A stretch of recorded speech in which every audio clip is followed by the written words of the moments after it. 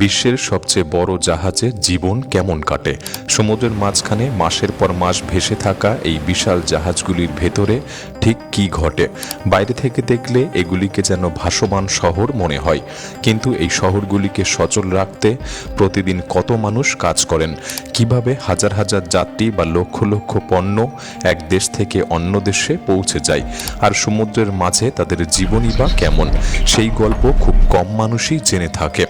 আজও বিশ্বের প্রায় 90% আন্তর্জাতিক বাণিজ্য সমুদ্রপথে সম্পন্ন হয়। আপনার হাতে থাকা মোবাইল ফোন, পরনের জামা কাপড়, ঘরের ইলেকট্রনিক্স কিংবা নিত্য প্রয়োজনীয় অসংখ্য জিনিস, এর বেশিরভাগই কোনো না কোনো সময় বিশাল কার্গো জাহাজে করে সমুদ্র পাড়ি দিয়েই আপনার কাছে এসে পৌঁছেছে। আবার অন্যদিকে রয়েছে বিলাসবহুল ক্রুজ জাহাজ, যেখানে হাজার হাজার মানুষ একসঙ্গে সমুদ্রের মাঝেই হোটেল, রেস্তোরাঁ, থিয়েটার, ওয়াটার পার্ক এবং অসংখ্য বিনোদনের মধ্যে দিয়ে দিন কাটাচ্ছে। তবে ভাবলে অবাক হতে হয়, এত বড় জাহাজ তৈরি করা হয় কিভাবে, এগুলি চলে কিভাবে, মাসের পর মাস সমুদ্রে থাকা মানুষদের জীবন আসলে কেমন হয়, আর বিশ্বের সবচেয়ে বড় জাহাজের ভেতরে এমন কি রয়েছে যা একে সত্যিকারের ভাসমান শহরে পরিণত করে। আজ আমরা সেই অজানা জগতের ভেতরেই প্রবেশ করব।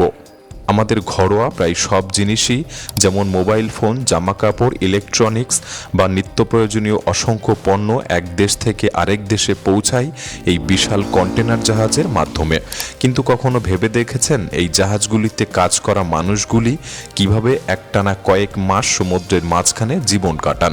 পরিবার থেকে হাজার হাজার কিলোমিটার দূরে ঝড়, তুফান আর প্রতিকূল আবহাওয়ার মুখোমুখি হয়ে তারা কিভাবে এত বড় দায়িত্ব পালন করে। বর্তমান বিশ্বের সবচেয়ে বড় কন্টেনার জাহাজগুলির অন্যতম হল এমএসসি ইরিনা। 2023 সালে পরিষেবায় আসা এই জাহাজটির দৈর্ঘ্য প্রায় 400 মিটার এবং প্রস্থ 61 মিটার। এটি একসঙ্গে 24,000-এরও বেশি কন্টেনার বহন করতে পারে। এতটাই বিশাল যে এর সব কন্টেনার এক লাইনে সাজালে তা দুটি শহরের মধ্যকার দূরত্বের সমান পর্যন্ত পৌঁছে যেতে পারে। আধুনিক প্রযুক্তিতে তৈরি এই জাহাজটির অনেক গুরুত্বপূর্ণ ব্যবস্থা অটোমেটিক কাজ করে থাকে। তাই আপনি জানলে অবাক হবেন, বাস্তবে পুরো এই জাহাজটি সচল রাখতে মাত্র 20 থেকে 25 জন ক্রু সদস্যই যথেষ্ট। কারণ এটি কোনো বিলাসবহুল ক্রুজ জাহাজ নয়, বরং ভাসমান একটি শিল্প কারখানার মতো।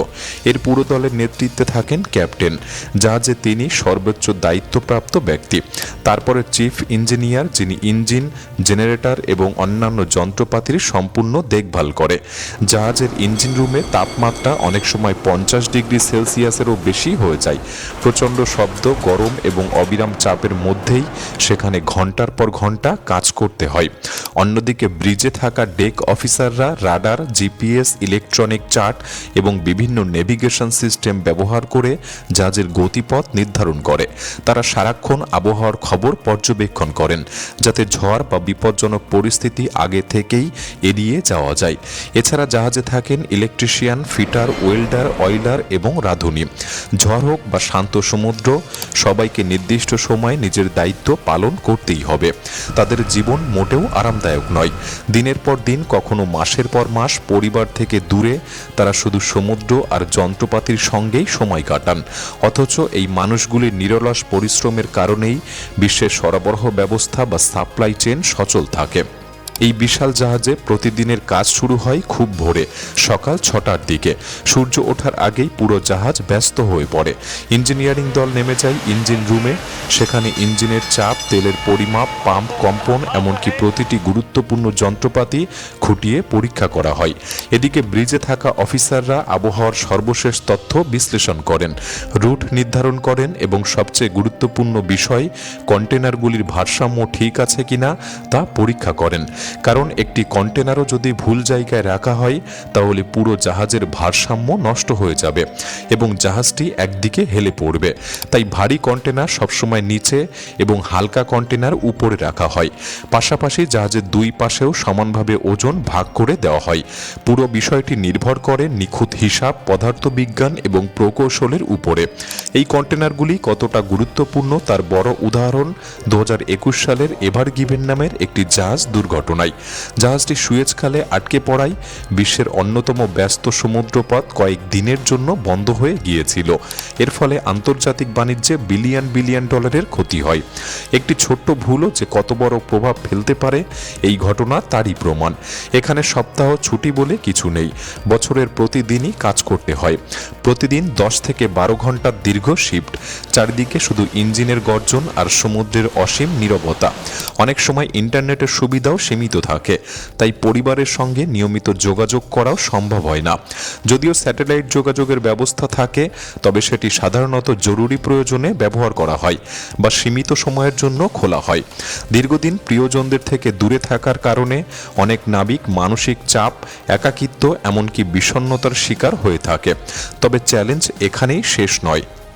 পৃথিবীর কিছু সমুদ্রে এখনও জলদস্যু হামলার ঝুঁকি রয়েছে। বিশেষ করে সোমালিয়ার উপকূল সংলগ্ন কিছু এলাকায় অতীতে এমন হামলার ঘটনা বহুবার ঘটেছে। তাই সেই অঞ্চল দিয়ে যাওয়ার সময় জাহাজে বিশেষ নিরাপত্তা ব্যবস্থা নেওয়া হয়। রাত নামলে অপ্রয়োজনীয় আলো বন্ধ রাখা হয়, নিরাপত্তা মহড়া চালানো হয় এবং গোটা ক্রু সদস্যরা সর্বোচ্চ সতর্ক অবস্থায় থাকেন। সব মিলিয়ে কন্টেনার জাহাজের জীবন শুধু ইঞ্জিন, কন্টেনার বা প্রযুক্তির গল্প নয়। এটি এমন এক জীবন যেখানে প্রতিদিন দক্ষতা, ধৈর্য, সাহস এবং দায়িত্ববোধের কঠিন পরীক্ষা দিতে হয়। আর সেই অজানা পরিশ্রমের ফলেই প্রতিদিন পৃথিবীর কোটি কোটি মানুষের প্রয়োজনীয় জিনিস নিরবিচ্ছিন্নভাবে এক দেশ থেকে আরেক দেশে পৌঁছে যায়। এখন প্রশ্ন হলো, এত বিপজ্জনক পরিস্থিতিতে জাহাজের ক্রুরা নিজেদের নিরাপদ রাখেন কিভাবে? এর উত্তর পাওয়া যায় যখন কোনো জাহাজ আফ্রিকার হর্ন অফ আফ্রিকা অঞ্চল বা সোমালিয়ার উপকূল সংলগ্ন উচ্চ ঝুঁকিপূর্ণ সমুদ্রপথে প্রবেশ করে। অতীতে এই এলাকায় জলদস্যুদের অসংখ্য হামলার ঘটনা ঘটেছে। 2000 সালের পর থেকে শত শত বাণিজ্যিক জাহাজে হামলা বা ছিনতাইয়ের মতো চেষ্টা হয়েছে।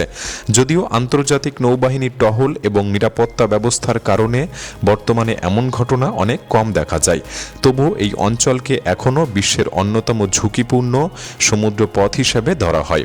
তাই এই এলাকায় প্রবেশ করার আগেই পুরো জাহাজে বিশেষ নিরাপত্তা ব্যবস্থা চালু করা হয়।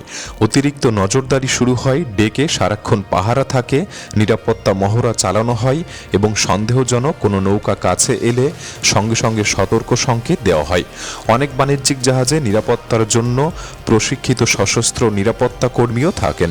তবে আন্তর্জাতিক আইন ও বিভিন্ন দেশের নিয়মের কারণে এই ব্যবস্থা সব জাহাজে একরকম হয় না। তবে সত্যি বলতে সমুদ্রে জলদস্যুর চেয়েও বড় শত্রু হলো প্রকৃতি নিজেই। প্রবল ঝড়ের সময় 30 থেকে 40 ফুট, কখনো তারও বেশি উচ্চতার ঢেউ তৈরি হতে পারে। সেই সময় জাহাজ প্রচণ্ডভাবে দুলতে থাকে। প্রতি বছর খারাপ আবহাওয়ার কারণে হাজার হাজার কন্টেনার শিপ সমুদ্রে পড়ে যায়। আর যদি এমন অবস্থায় ইঞ্জিনে কোনো সমস্যা দেখা দেয়, তাহলে 50 ডিগ্রি সেলসিয়াসেরও বেশি গরম সেই ইঞ্জিন রুমে ঢুকে ইঞ্জিনিয়ারদের দ্রুত সেটি ঠিক করতে হয়। বাইরে জাহাজ দুলছে আর ভেতরে চলছে জীবন বাঁচানোর মতো কঠিন কাজ। তাই দূর থেকে কন্টেনার জাহাজে কাজ করাকে যতটা সহজ মনে হয়, বাস্তবে এটি তার চেয়েও অনেক বেশি কঠিন। এখানে প্রতিদিনই নতুন চ্যালেঞ্জ, নতুন দায়িত্ব এবং নিজের দক্ষতার পরীক্ষা দিতে হয়। তবে সমুদ্রের গল্প এখানেই শেষ নয়। এবার চলুন সমুদ্রের আরেকটি সম্পূর্ণ ভিন্ন জগতে প্রবেশ করি, যেখানে বিপদের বদলে অপেক্ষা করছে বিলাসিতা, বিনোদন আর ভাসমান এক রাজকীয় জীবন। বর্তমান বিশ্বের সবচেয়ে বড় এবং বিলাসবহুল ক্রুজ জাহাজের তালিকায় প্রথম স্থানে রয়েছে আইকন অব দি সিস। এটি রয়্যাল ক্যারিবিয়ানের তৈরি এবং 2024 সালে যাত্রা শুরু করেছিল। প্রায় 365 মিটার দীর্ঘ এই বিশাল জাহাজে একসঙ্গে প্রায় 7600 জন যাত্রী এবং 2300 এর বেশি ক্রু থাকতে পারে। এটি শুধু একটি জাহাজ নয়, বরং সমুদ্রের উপর ভাসমান একটি আধুনিক শহর। এখানে রয়েছে একাধিক সুইমিং পুল, বিশাল water park, surfing zone, skating, theatre, অসংখ্য রেস্তোরাঁ, শপিং এলাকা, পার্ক এবং নানা ধরনের বিনোদনের ব্যবস্থা। দ্বিতীয় স্থানে রয়েছে স্টার অব দি সিস।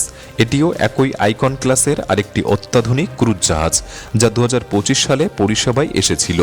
আকারে এটি প্রায় আইকন অব দি সিসের সমান হলেও এতে আরও নতুন বিনোদন ব্যবস্থা, আধুনিক স্যুট, উন্নত ওয়াটার পার্ক এবং পরিবার ভিত্তিক আকর্ষণ যোগ করা হয়েছে। তৃতীয় স্থানে রয়েছে ওয়ান্ডার অব দি সিস। প্রায় 362 65 মিটার দীর্ঘ এই জাহাজটি একসময় বিশ্বের সবচেয়ে বড় ক্রুজ জাহাজ ছিল। এর বিখ্যাত অ্যাকোয়া থিয়েটার, সবুজে ভরা সেন্ট্রাল পার্ক, বিলাসবহুল কেবিন এবং অসংখ্য বিনোদনমূলক কার্যক্রম একে আজও বিশ্বের অন্যতম জনপ্রিয় ক্রুজ জাহাজ হিসেবে ধরে রেখেছে। তবে এই বিলাসবহুল পরিবেশের আড়ালে হাজার হাজার কর্মী পরিশ্রম করে চলেছে। যাত্রীদের প্রতিটি মুহূর্তকে আনন্দময় করে তুলতে তারা দিনরাত কাজ করে চলেছে। অর্থাৎ কন্টেনার জাহাজ হোক বা বিলাসবহুল ক্রুজ জাহাজ, সমুদ্রের জীবন কখনোই সহজ নয়। কোথাও রয়েছে বিপদ আর কঠোর পরিশ্রম, আবার কোথাও রয়েছে আড়ম্বরের আড়ালে লুকিয়ে থাকা বিশাল দায়িত্ব। মাসের পর মাস পরিবার থেকে দূরে ঝড় তুফান আর নানা ঝুঁকির মধ্যে কাজ করে আমাদের নিত্য প্রয়োজনীয় জিনিসপত্র পৃথিবীর এক প্রান্ত থেকে অন্য প্রান্তে পৌঁছে দেন।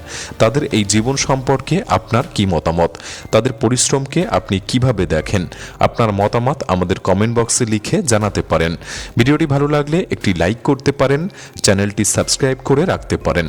তাহলে দেখা হচ্ছে পরবর্তী নতুন একটি এপিসোডে। ধন্যবাদ।